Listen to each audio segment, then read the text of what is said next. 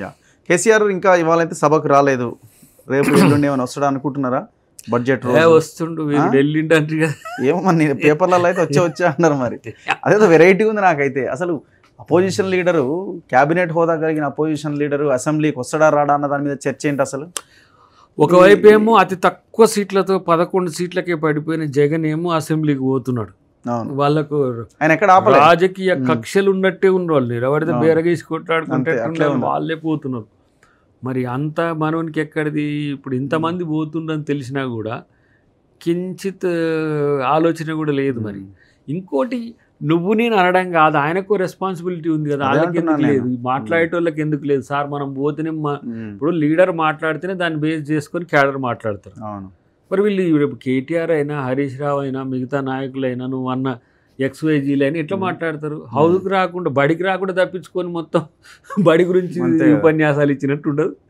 మళ్ళీ మీటింగ్లో కానీ ముందు పోయి ఆ చేతనైనా కాకపోయినా కూర్చొని మాట్లాడి కర్ర పట్టుకొని తిరిగి వస్తుండే కొట్లాడతాడు. మరి ఈడెవరు కొట్లాడాలి? ఇక అట్లా అనిపించుకొని వస్తాడేమో, అబ్బా వచ్చిండ్రా చివరికి సార్ అని. సరే వచ్చినా రాకపోయినా పెద్ద సమస్య ఏం లేదు, వస్తే అది వాళ్ళకు ఉపయోగం. రాకపోతే ఆయన మెంటాలిటీ కూడా కొంచెం ఇప్పుడు అసెంబ్లీకి వచ్చిన తర్వాత ఎవరో ఒకరు కామెంట్ చేస్తారే వచ్చినవా ఏంది అది ఇది అని అంటుంటారు కదా. కామెంట్ రన్నింగ్ కామెంటరీ ఉంటుంది కదా కామన్గా. మరి అవన్నీ తట్టుకునే స్టేజ్లో ఉండడో లేడో?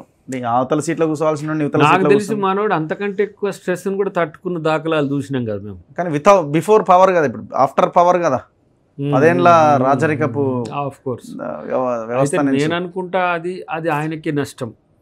ఇప్పుడు రేవంత్ రెడ్డి గారు ముఖ్యమంత్రి అయిండనంటే ఎంతో కష్టపడితేనే ఇంతమందిని కన్విన్స్ చేసి అయింది కదా. మీరు ఓడిపోయిందంటే కూడా అంత కష్టపడ్డట్టే, అంటే అంత నెగిటివ్ కష్టపడ్డట్టే లెక్క కదా. సో అలాంటప్పుడు ఇప్పుడు ప్రతి దాన్ని మీరు చాలా గొప్పగా చెప్పుకున్న పరిస్థితి ఉన్నది కదా, ఆ గొప్పని సభలో చెప్పుకోవచ్చు. ఎందుకు మొన్నటి దానిక గొప్ప అయింది, ఇప్పుడు ఎందుకు ఒక బలహీనత అవుతున్నది? సో సంథింగ్ ఎక్కడో ఒకటి ఉన్నది. బట్ ఏమైనా లీడర్షిప్ క్రైసిస్ వాళ్ళ మధ్యన ఉందో అది మనకు తెలియదు. కానీ లేదంటే బీజేపీతో మరింత సహకారం పెంపొందిన తర్వాత రావాలనే ఆలోచన ఉన్నదా? పొత్తు విలీనమా అని చర్చ ఒకటి జరుగుతున్నది ఇప్పటికీ. సో పొత్తు విలీనం లేకపోయినా బీజేపీ ఇక్కడ సెకండ్ లార్జెస్ట్ పార్టీ కాదు, ఇప్పటికీ బీఆర్ఎస్ఏ కదా. సో ప్రధాన ప్రతిపక్షంగా తను నిర్వర్తించాల్సిన రోల్ లేనప్పుడు రేపు అడిగే హక్కును కోల్పోతుంది.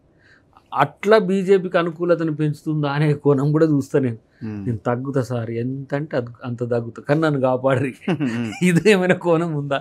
ఎందుకంటే రేవంత్ రెడ్డి గారు వర్సెస్ కేసీఆర్ గారు కాదు కదా, తెలంగాణ ప్రజలు ప్లస్ ప్రభుత్వంలో విపక్షం అనేది ఒక ప్రధానమైన అంగం.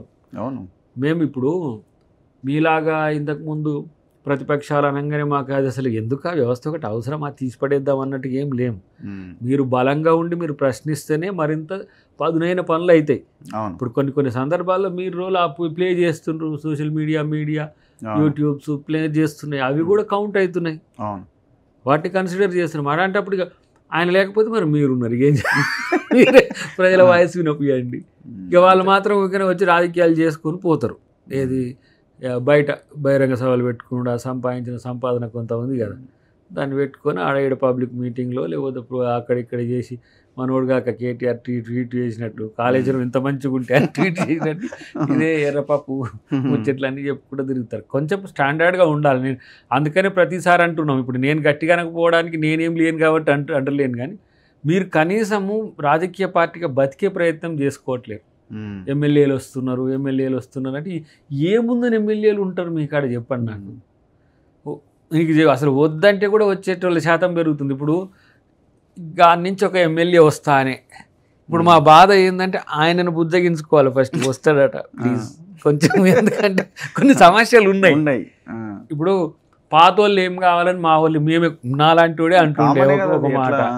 ఇప్పుడు ముఖ్యమంత్రి గారికి అదొక టాస్కే కదా, పలానా దగ్గర నుంచి ఒక ఎమ్మెల్యే వస్తుంది. ఇప్పుడు గద్వాల వస్తా అనేసరికి సోదరి ఈ కొంత సరే కష్టపడి వచ్చింది, కొట్లాడింది, ఓటమి పాలైన తర్వాత కొంత ఏదో చివుక్కున ఉంటుంది, వాళ్ళని కన్విన్స్ చేయడమో లేకపోతే ఒక్కో జీవన్ సందర్భంలో రెడ్డి గారు జరగలేదా జీవన్ రెడ్డి గారు పెద్ద ఎపిసోడే పెద్ద జరిగే ఎపిసోడ్ అయింది కదా అది. సో అట్లా కొంత ఆలోచించి తీసుకోవాల్సి వస్తుంది.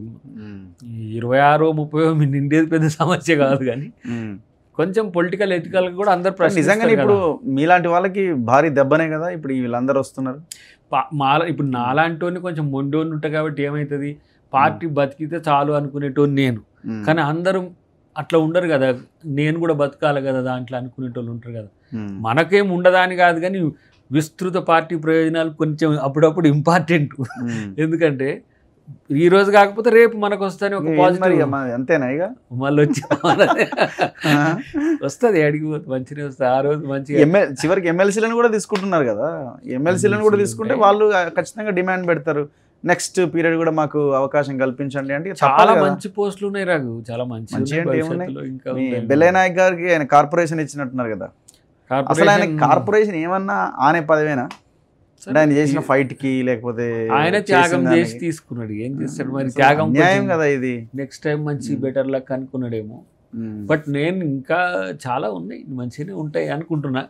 అన్నిటికంటే ఎక్కువ ఏంటంటే కార్యకర్తలు కూడా కాదు, మండల్ లెవెల్ నియోజకవర్గం లెవెల్లో పనిచేసిన వాళ్ళు కొంచెం ఫీల్ అవుతున్నారు, వాళ్ళు అకామిడేట్ కావాలి. ఈ చేరికల వల్ల కొంత ఇబ్బందులు అవుతున్నాయి.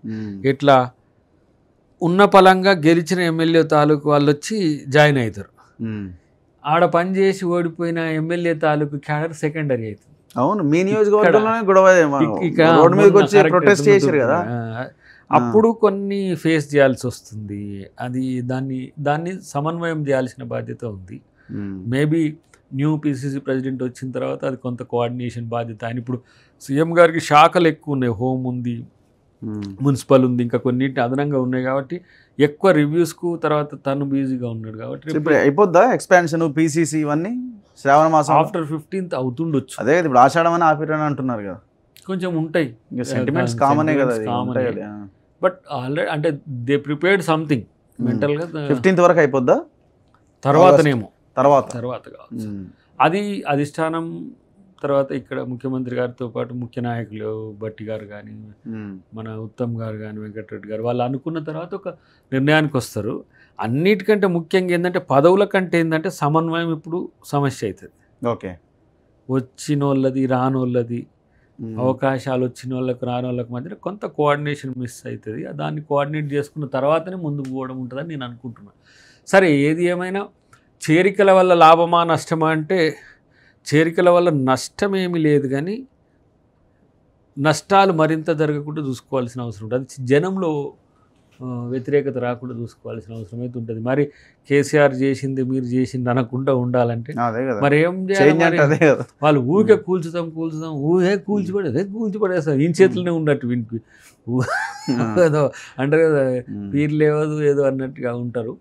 బట్ ఏదున్నా కొంచెం ఆలోచించే ముందుకు పోతున్నదైతే చూస్తున్నా, స్ట్రాటజిక్గా. Anyway, thank you very much Dayakar గారు, థ్యాంక్ యూ.